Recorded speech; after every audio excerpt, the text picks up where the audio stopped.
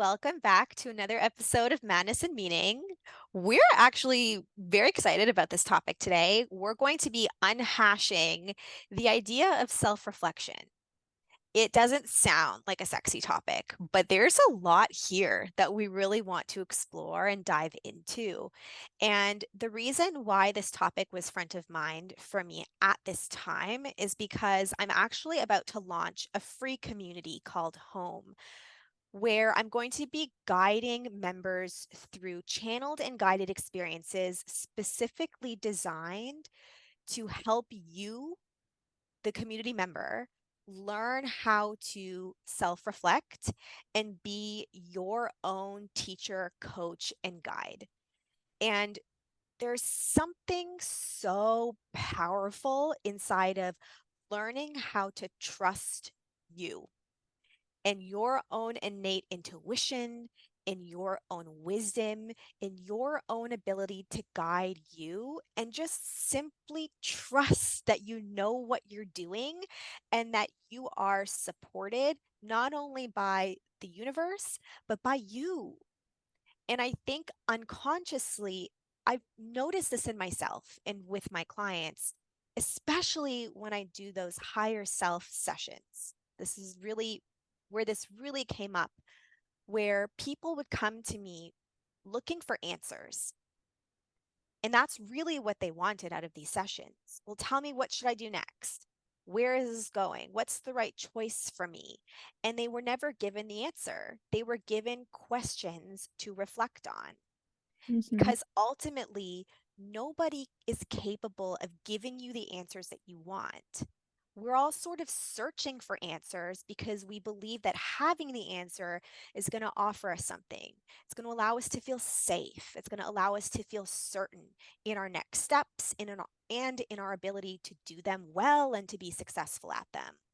But when we're offered something different, when we're offered an opportunity to just reflect, well, why am I asking for this? What do I actually want? What is possible for me? What are all of the options that are available to me? What does it feel like to move in this direction versus this direction? So we are not getting answers when you're being asked those questions, but you're being given an opportunity to reflect and come up with so many more answers than you would have if you were just being told what to do.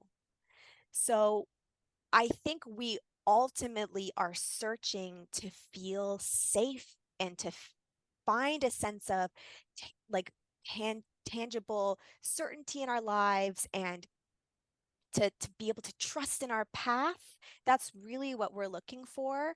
But when we're hoping and expecting to be just given the path and the answers and the way forward, we're actually unknowingly limiting the potential to really explore the full spectrum of opportunity there.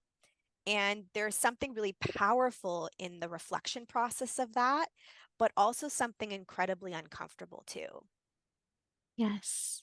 Yeah. And I have a very recent experience of this that actually feels really relevant. I was just telling you, Amanda, that um, this last week I was just feeling really, for lack of a better word, heavy about everything that I was doing on a day-to-day basis with like my business and marketing and just everything that I was telling myself that I needed to do and to create and to try to propel myself forward. All of a sudden, it just felt terrible and nothing in me wanted to do it. And I really battled with that for probably the span of like 48 hours where I was like, what's wrong with me? And like, am I letting this, this depression or feeling like defeated over XYZ lack of outcome or whatever, like get to me? Because I don't want to be that type of person that lets these things get to me. And I want to push through and I want to keep going and I want to do the things and I want to be consistent and I want to be that type of person and blah, blah, blah. And I was just exhausting myself with this like resistance against how I was feeling internally. And it wasn't until I went to my best friend and I sent her this voice note basically being like, hey, warning, I'm just about to like vent to you and just completely 100% own how I'm feeling right now and let the part of me that's feeling resistant and down and not wanting to do anything to just like have the floor and speak. And I basically sent her an hysterical voice note of me being like, I'm just so tired of this and I just want to lay down and I want to sleep and I want to read my book and I don't care about any of this anymore. And her reply back was so simple. It was basically along the lines of, what if you're just not supposed to be doing any of that stuff right now? What if the reason why that all feels really heavy right now is because you're just not supposed to do it right now? And I immediately felt this overwhelming sense of relief at that idea. And over the last few days, as I've really let this experience kind of settle into my body a little bit more, I've realized that she only told me what I already knew. There was this overwhelming, like, gut intuition saying, like, slow down. Like, you're just pushing through and trying to get somewhere else. And you know that that's not what you're actually meant to be doing right now. I know that I've just been trying to run and chase something because I'm scared and I'm worried that things aren't going to work out. And so I've been trying to compensate for my worry by like putting my head down and working hard and doing all the things. And that just, it doesn't feel right anymore. It doesn't feel actually like what I'm meant to be doing or what's actually healthy for me right now. But I didn't trust that at all because I was still afraid. And hearing her confirm to me and almost her, it felt like her giving me permission to trust that it was okay to honor that I didn't feel like doing certain things right now and that I just wanted to like take a step back and slow down and rest and take 5 naps a day for the last few days. Her giving me that quote unquote permission was like nothing has ever felt so right. Like it was just like it clicked and it was like an open-hearted yes. And I think that's why so many people come to people like you for these higher self sessions or like people that go to these types of vehicles for getting answers to questions is because they have insight already about what they need to do or what's best for them or what they want to do, but they don't trust that they're going to be okay if they listen to it. Isn't that interesting? Isn't that interesting that we trust someone else with the biggest decisions of our lives, but we don't trust ourselves?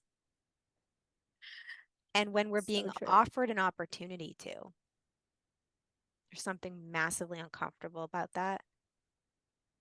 Yeah. I Yeah. actually, a friend of mine texted me the other day, and it was Mother's Day, and she's a mom, and she wanted to get ahead of work for her class. She's a teacher, and but she was feeling very overwhelmed, and she really wanted the day off. And so she texted me. She's like, "What do I do? Why are you asking me?" So I asked her, "Are you looking for permission, or are you really asking me the question?" And she said, "I'm asking you the question," which I didn't buy. Uh-huh. And I so wouldn't have. rather than answering her, I said, "Well, let me just ask you another question. Is anxiety a byproduct of the choice you make, or is it a byproduct of the belief systems you carry?" She was probably like, Amanda. She never responded. Oh, I think I freaked her out a little bit. But yeah. I was offering her an opportunity to reflect on, regardless of what choice she makes, it's not really going to dictate how she feels.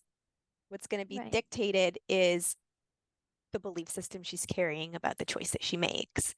And in Yeah. offering her the opportunity to reflect on that, she could have, I don't know if she did. I can't tell you. She just didn't Sure. respond to me. But if she had, she would have had this multitude of insight coming Hmm. to her. But there's something about taking the time to reflect that's massively, I think, threatening. Can we talk about that for a second? Can we first touch on what we mean by self-reflection and then maybe get into the threat that it can pose to us in the idea of doing it? Yeah. Well, I think when we originally or automatically think of self-reflection, it's like, oh, how do I feel? And that feels like a hard question to answer a lot of the time because it's like, I don't know, like it's just I feel a lot of things. And Fine. identifying what that is, yeah, we typically just land on some standard answer like fine. Yeah. Exactly. But I think when we actually have a reason to find the answer to that question and we have more like almost like skin in the game of like this is actually going to be valuable for me to slow down and reflect on like how am I feeling about this? Or if it's a decision that we're trying to come to, it's like how do I feel about choosing this? How would I feel about choosing that? Even just coming to a place of being able to see that that matters. See that there's actually value and wisdom inside of the answers to those questions is the whole point of it. But I think a lot of people struggle with that because they don't trust how they feel. And that's You why it doesn't feel valuable. you're so wise. Like everyone listening, you have so much wisdom inside of you that you just I guess have been taught and programmed to believe is not necessarily there. And so we have to 100%. unlearn that through asking the hard questions that feel scary. And There's probably been, there's something about having to get the right answer, right? yes. Having the right answer, having an answer that makes quote unquote sense, having Hmm. an answer that will allow us to feel good inside of it rather than feel any ounce of shame or regret or guilt or self-loathing, right? Because depending on the answer, that may dictate how you feel on the other side of that. Right. And then if you don't have an answer that creates clarity, then you're still stuck with the feeling of uncertainty. And so why would you want to amplify those uncomfortable feelings through this scary exercise of reflection? I want to ground in with an example, everything that you're Or just saying. So, with my experience of me having all these things that I was telling myself I needed to just push through and keep doing them every day versus making the decision to just take a step back and rest for a little bit, if I had self-reflected, and I did to some degree, the answer was very clear to me that the idea of continuing to push through and do all the things I was telling myself I needed to do, that felt awful. That felt draining. That felt anxiety ridden. Like it was making me not want to get out of bed in the mornings because I was just feeling really bleh, like weighed down by it. And the idea of choosing to take a step back and to rest and to just like allow myself to be in the space of the unknown for a while and learn to be okay with that, that felt so good. It gave me an immediate sense of relief. And that was the initial feeling associated with both of those.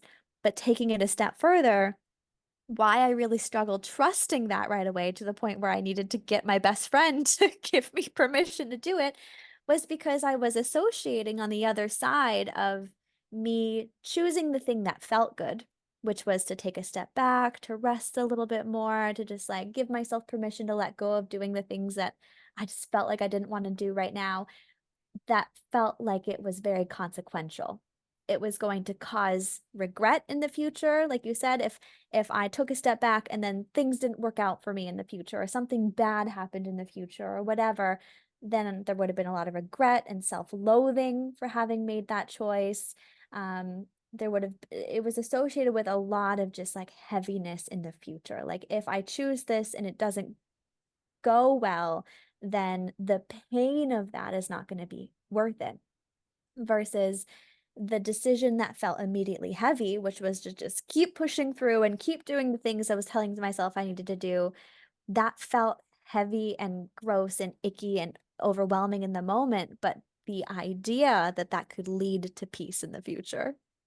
Like if I just kept doing it, then maybe I'll reach some arbitrary outcome and then I'll be able to take a step back and feel more secure and more at peace with my life.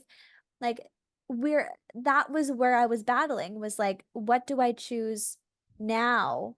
Like what feels good now? And then what feeling am I projecting onto that in the future? And there was a battle of me feeling like it wasn't safe to choose what felt right now because I associate what feels right now with pain in the future. And I think a lot of us do that. That is such an interesting side conversation that we could have, or we could save that for a future episode, is where have we been taught that we have to be in struggle in order to feel peace on the other side of it? And does struggle actually lead to peace? And if what you want is to feel peace, then why don't you make the choices that allow you to feel that now? I Talk always about think of that self-reflection. I always think of that study with like the marshmallows and the kids, like the delayed gratification study where they're like, if the kids that chose to have two marshmallows later versus one marshmallow now, they were associated with having more success in the future or whatever. That paradigm never was mine. Yeah, Nothing that required me to struggle has ever brought me peace. same. Literally same. Is that interesting? I mean, I'm Yeah. not saying that it's not true. I'm saying it's not true for me. hmm hmm That's There an might be some interesting value in it, but I don't think yeah, it's the guiding light to which we're all meant to live our lives, is just like sure. constantly delay what feels good now to try to get something better in the future. Because my experience of it, your experience of it, probably more people's experience of it is that when we're constantly pushing away current gratification, current peace, current pleasure now to try to get it later, it's just constantly in the future. And we're just constantly struggling. Well, this could literally be applied to this topic today because we tend to stay and struggle and focus on like the action not working rather than sitting in reflection and like sitting with, okay, what's actually happening right now? How am I feeling? Where is this not working? What could I do differently? Like reflection is not necessarily just sitting and asking yourself, am I sad right now? Should I feel my sadness right now? There's like a tangible, grounded functionality to it where through self-reflection, you actually create forward momentum. You create intention, you create direction, and you can create clarity. And so but we would rather sort of, I think, struggle with the thing and take a step back and ask ourselves, what about this is not working or not feeling good? 100%. Yeah. Because it feels like you mentioned before, it feels like a threat to take that space for ourselves to self-reflect. Like if I slow down and tune into myself, which is myself being this thing that I've learned from the past, if I follow it or trust it, it brings me pain, right? We all have experiences from the past where we learned like what I feel or following what I feel is wrong. It creates pain, shame, judgment, loss of some sort. And so it's already hard to trust that thing, but then also to slow down to tune into that thing, it's like something could happen in that time. Like I need to constantly be on guard. I need to constantly be pushing and making movement somewhere, even if I don't know where the movement I'm taking is going, because I haven't given myself space to reflect on where I'm going. It's just like I need to be going somewhere because me being in momentum, me being in movement feels more safe than taking that step back to allow things to be more thought out, because taking that space, taking that time could mean something bad happens in that time, or I get caught off guard, or I fall behind, or something else gets ahead of me, or whatever it is, right? It's just associated with a big sense of threat. And you're required to feel things, that you're using the momentum and the movement and the tangible action to run from, Good point. Yeah. which is ultimately never going to work for you. If you're using whatever action you're doing to escape a feeling, that's never going to work for you. But I would rather do that too. I do it all the time. And something really to have to take a step back from that like forced momentum to sit in stillness. So threatening, but it's inside of the stillness that you get everything that you're hoping to get from the action, which is clarity, which is peace, which is a sense of like ex a sense of acceptance of what is so that then you can change it because you can't change it from a place of resisting it and in struggle. Can we talk about the idea? My guides brought this up, and I thought that this was really fascinating. How a- I think all of us have this desire to be seen or to feel seen by those around us. And what I mean by that is to feel understood, to feel recognized, to feel noticed, to feel validated, to feel important, to feel loved, like to feel seen in a way that makes us feel good by those Mhm. around us, especially those that we care about. And we look to others to give that to us.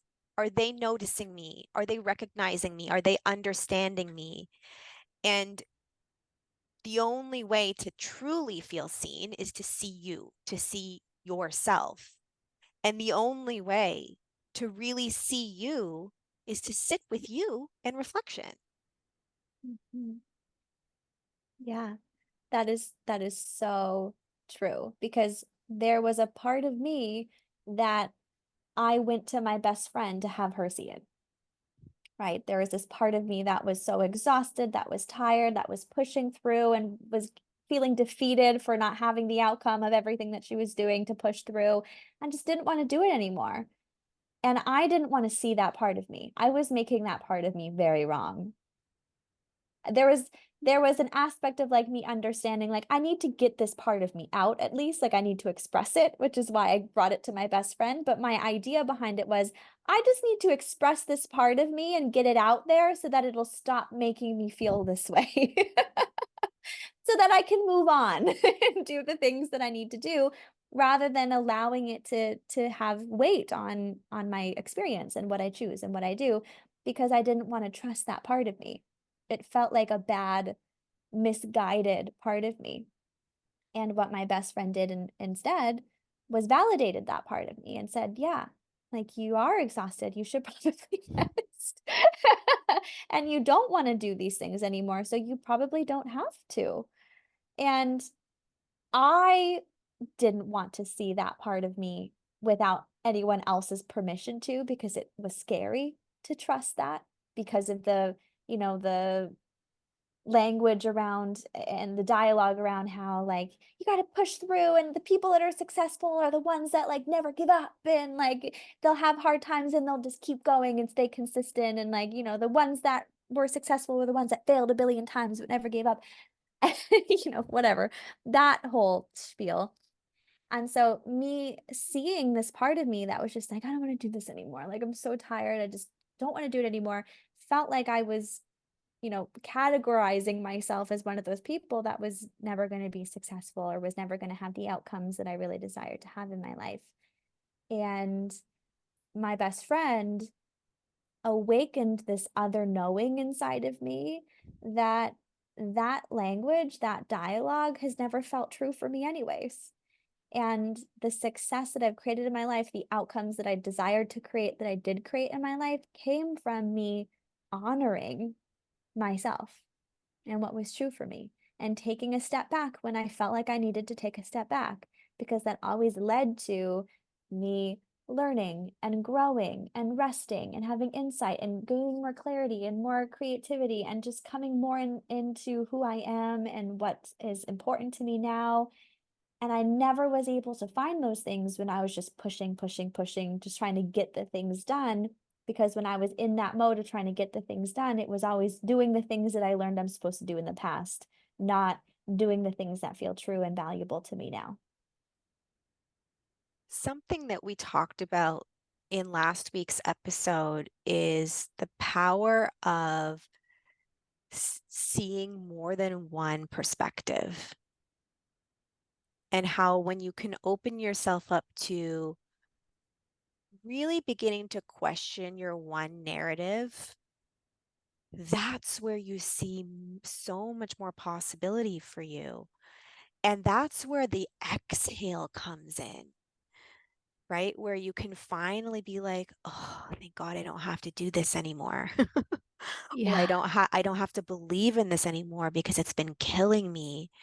And sometimes you don't even realize how burdened you were until you can open your aperture to see a different outlook, a different choice, a different way of seeing your situation, or when someone else gives you the permission to through a different perspective, or when you sit in reflection and you ask yourself, like, how is this true for me? Could this be true for me?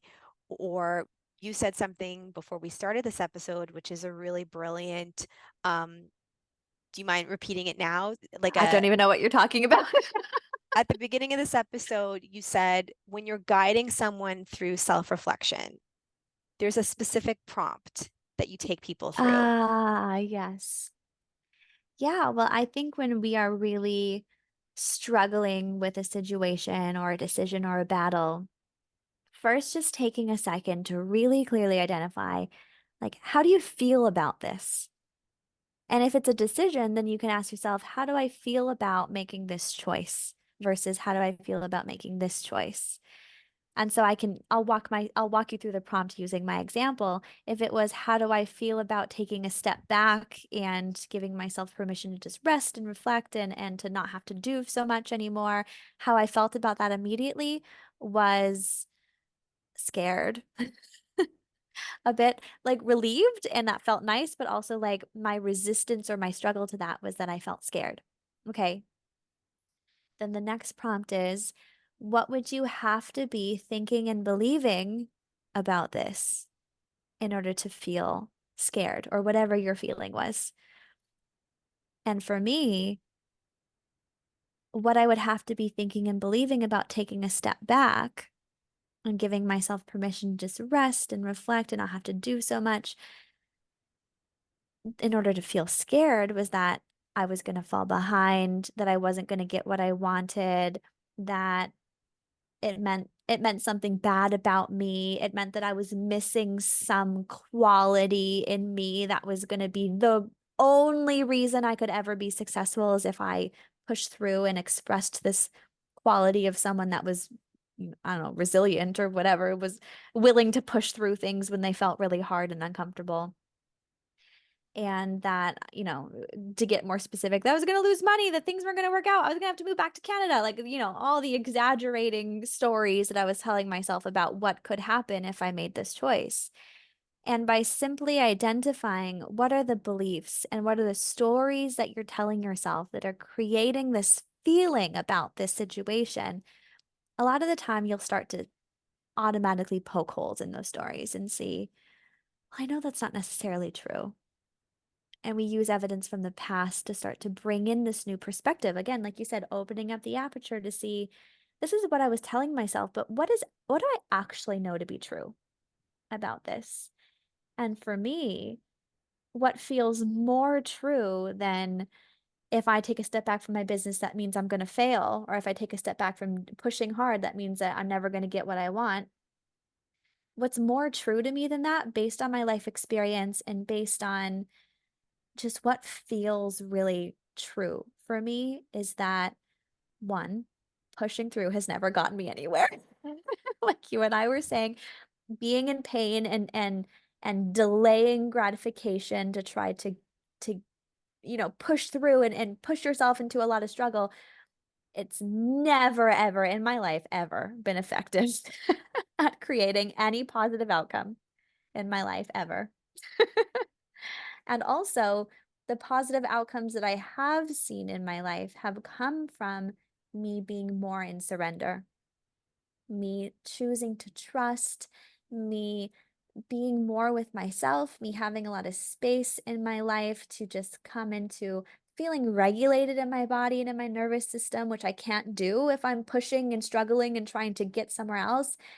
So, immediately upon identifying that story, of if I take a step back, that means bad things are going to happen and good things aren't going to happen. It was like, oh no, that's not true.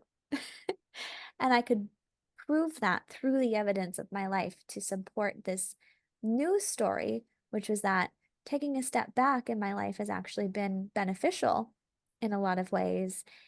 And it kind of softened this fear and worry that I had around that decision, which made it feel a lot more safe to choose what I ultimately wanted to choose. There's something so powerful in reflection too about finding a sense of safety and ease and peace inside of the present, right? Like reevaluating, okay, how am I feeling? How do I want to feel? Is what I'm believing really true? Can I see another perspective? Where did this belief system come from in my past? Where does this pattern come from? All of those reflections to understand your past, to rewrite the story, to feel peace in the present. But there's also the magic of changing your future potential too. And we've talked about this before, like the power of imagination.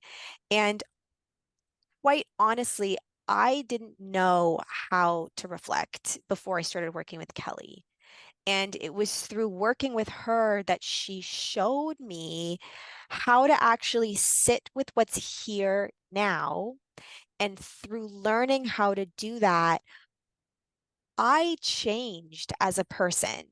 And I think we tend to want to change first and sorry, we tend to want to create something new that we feel really, really proud of. And in being able to do that, we feel that we've changed. And now we can feel expansive, and now we can feel powerful, and now we can love ourselves, and now we can feel validated. And it doesn't really work that way.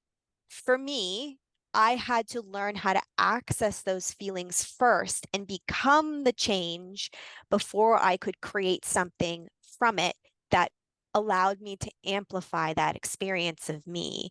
And it all happened through reflection, learning how to sit with my doubts, my fears, all of my perceived limitations, learning how to feel them and become clear around them. And literally, in doing that very thing, that was change. I had to show up differently than I was before.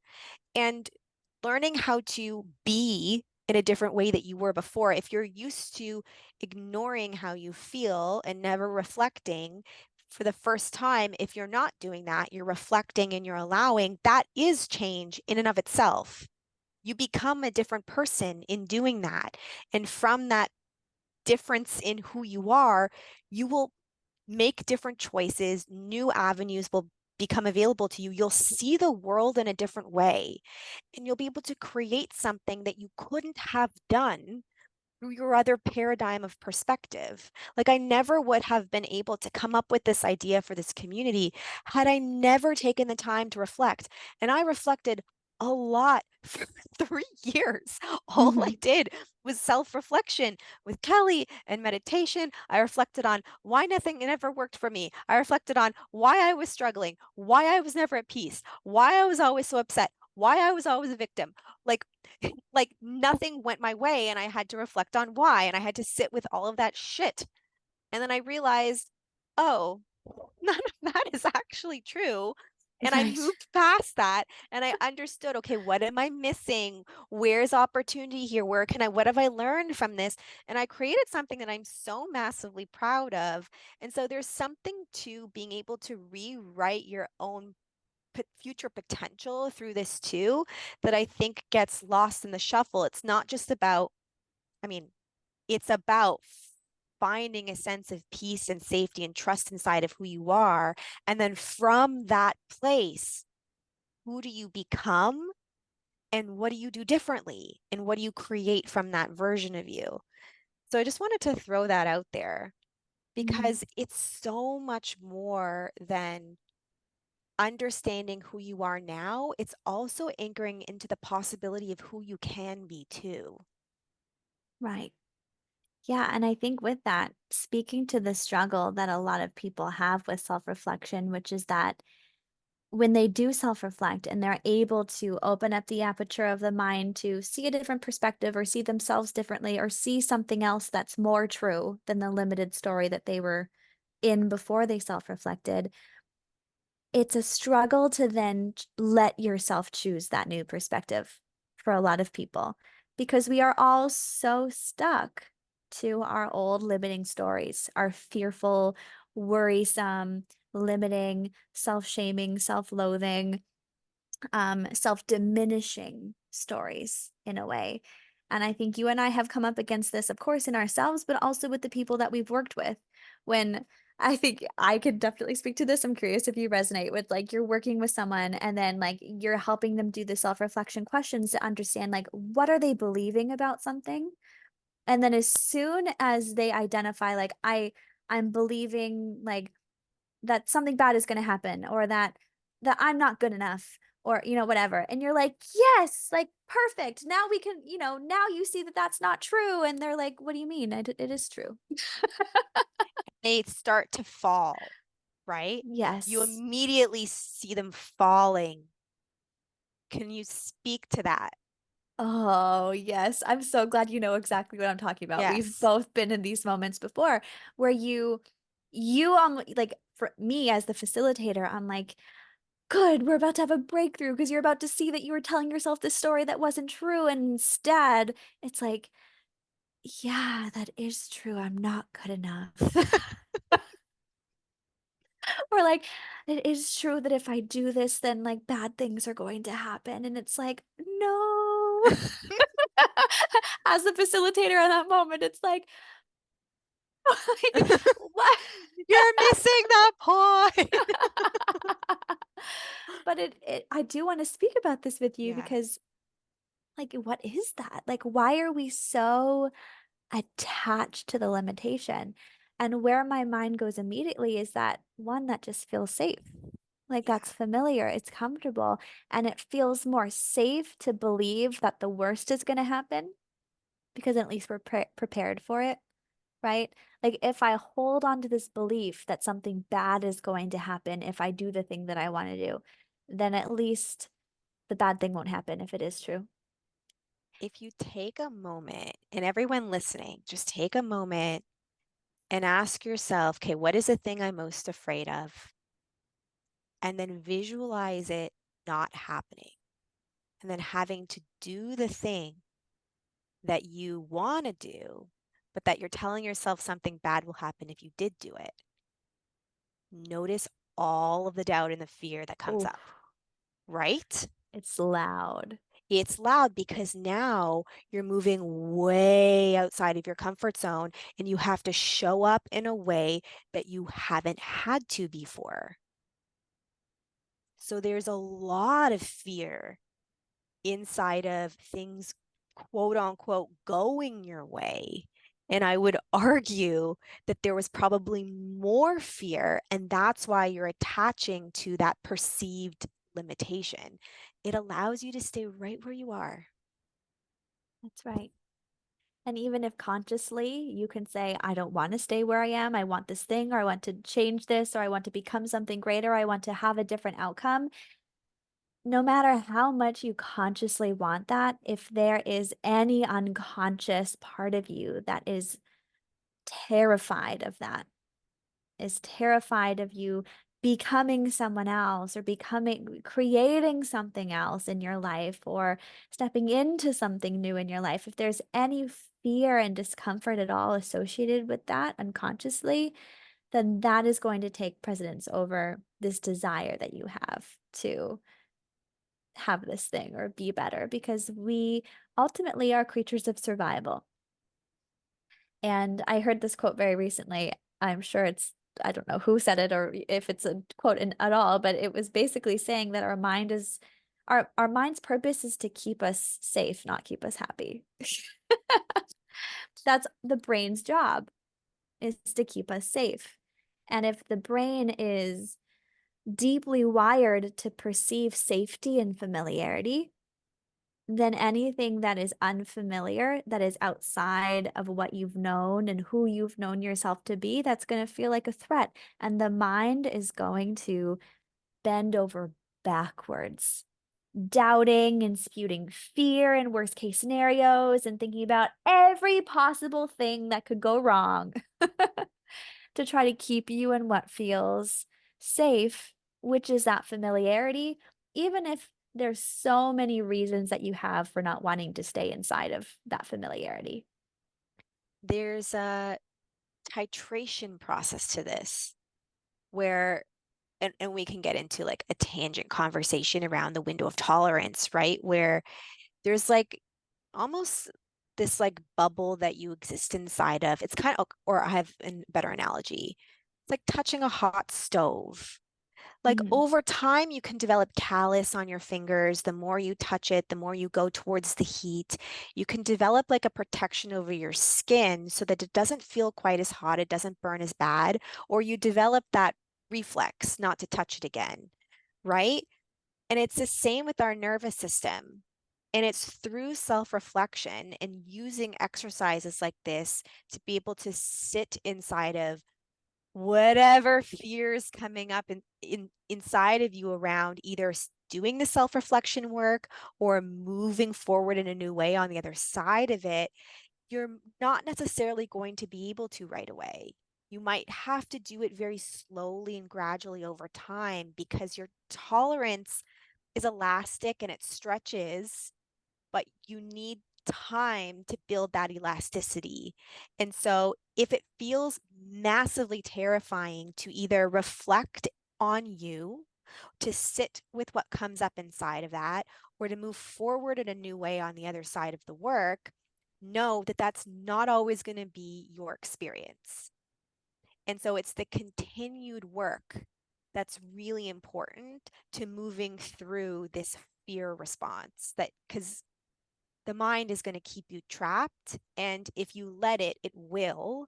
But if you very slowly touch the hot stove, move towards it over and over and over again over time, it won't feel quite as loud. It won't burn you quite as Yeah. much. This is so important because there is like a learning to this, like a lived experiential learning to the value of self-reflection and the value of pushing up against our edges, where when we do it in those small doses, we give ourselves the opportunity to feel the benefit of it, for lack of a better way of saying it. When it comes to self-reflection, in and of itself, a lot of people have resistance to it because they fear that, slowing down is going to cause them, they're not going to get the thing, or bad things are going to happen, or they're going to have to feel something that they don't want to feel, whatever. And through little bite-sized pieces of that self-reflection, which some people get by reading a self-help book for the first time, or going to therapy for the first time, or, journaling for the first time, or whatever, and then you have an insight, or some you gain something from it that gives you something tangibly good. Like you walk away from that experience feeling lighter, or you have a conversation with someone about it and they give you, some guidance or help you process it in a way that allows you to move forward on something that feels really good, whatever it is. But you get that little tangible hint that self-reflection and taking time for myself was valuable, and then you feel more comfortable with it, and then over time it starts to become more of an integrated practice into your life. I mean, me and you, we're obsessed with self-reflection because we've done so much of it and we know the value of it. Like if there's anything that I'm struggling with, it's like, okay, let me pull up my journal, or for you, let me ask my guys. Yeah. And it's so valuable to us. We know without a shadow of a doubt that it's beneficial, and that it's more beneficial than not self-reflecting and just pushing through. Like we've seen the consequences of going that route as well, that it's no brainer. But we had many, many, many years of practice doing this to get to that place. There's also something incredibly powerful about moving through the world consciously rather than unconsciously. To be a victim to your unconscious biases and fears and to be like constantly playing out your life according to that, that's Hmm. so limiting.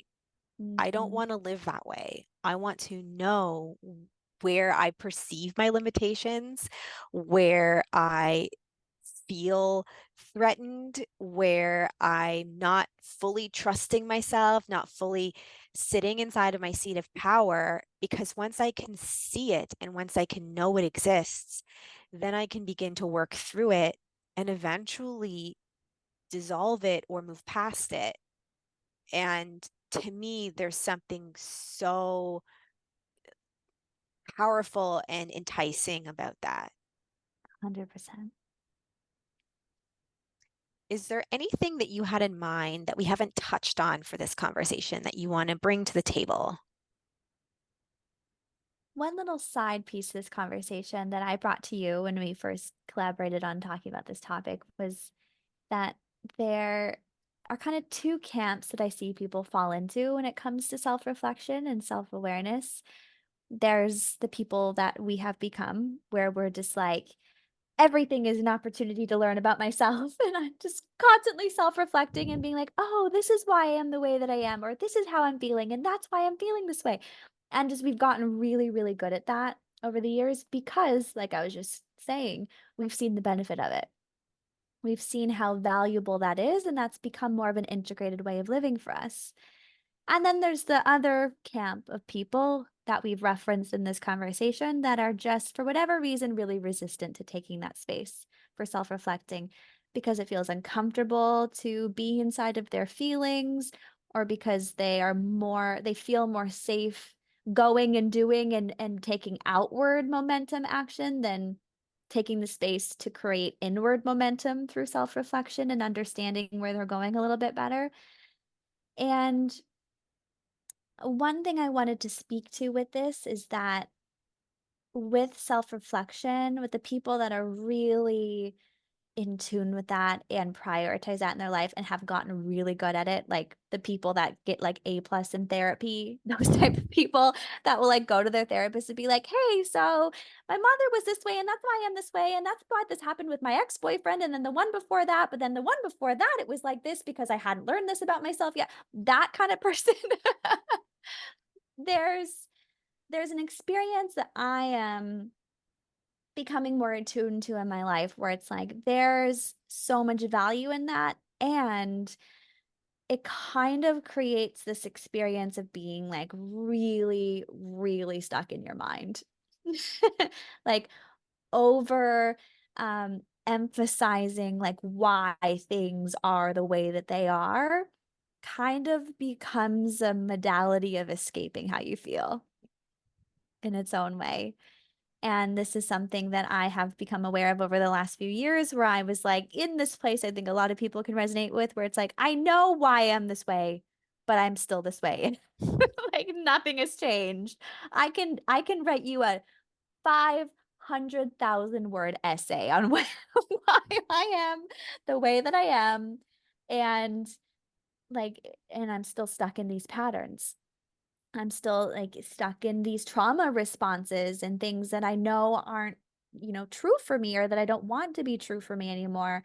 And so self-reflection is such a huge part of this equation. We can't change something if we're not aware. We need to be self-aware, but then there's more to it than that. And I just wanted to add that point to speak to the people that maybe are listening to this and are like, I do tons of self-reflection. And that's wonderful. Love that for you and keep doing that.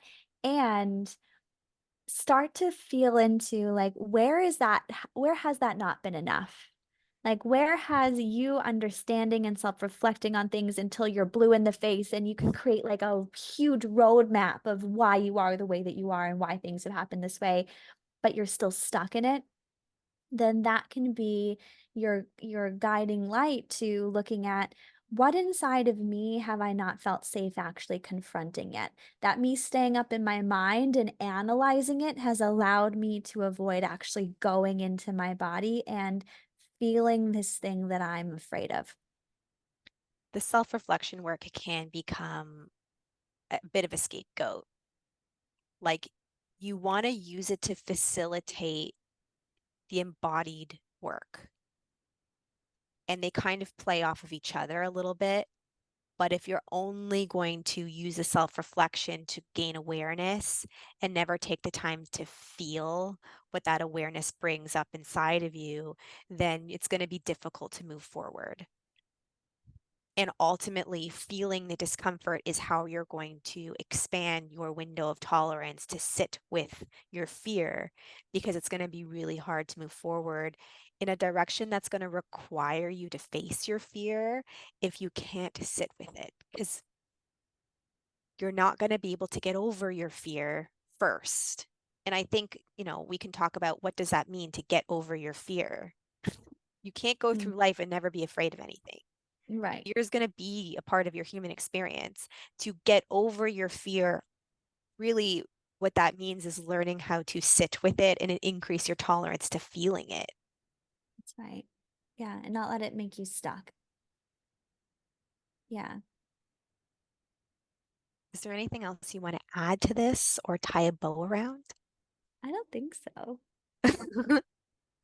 Thank you all so much for listening. I think that self-reflection work is such a beautiful practice of learning how to be with you in a new way. Perhaps um, we're so used to not taking the time to do, but it really is like you're giving yourself the gift of understanding you in a deeper capacity. And if you aren't going to take the time to know you, then that's sad to go Yeah, through life never fully knowing who you are. life is so much better when you do know and you are committed to understanding more fully who you Yeah. are. That gets to be a guiding light in our lives. It's something that you and I have prioritized and found a lot of value in, is just getting to better understand who we are, why we're here, and life just has so much more magic in it. I was going to say that magic, there's magic inside of you, Yeah. inside of this world, inside of this universe. And we're so used to telling ourselves that everything sucks and is shit. And so are we. And Right. sometimes the self-reflection work will amplify some of those feelings. But when you can see that there's more there than just the shitty stuff, like Yeah. the self-reflection allows you to anchor into that too. Mhm. Life becomes so much more playful and fulfilling and meaningful in a lot of ways. And as you and I have talked about in our episode about meaninglessness, there is this really deeply wired fear that, like, what are we here for? There's no reason that I'm here. This I'm meaningless. And even though we can dissect that all day and go back to our episode if you want to listen to it, there's this sense of meaningfulness that we get from the pursuit of understanding who we are that feels really, really valuable. I love that. Yeah. Yeah, let's leave it at that. That was a beautiful way to end this. Thank you all Yeah. so much for listening, and we'll see you next week.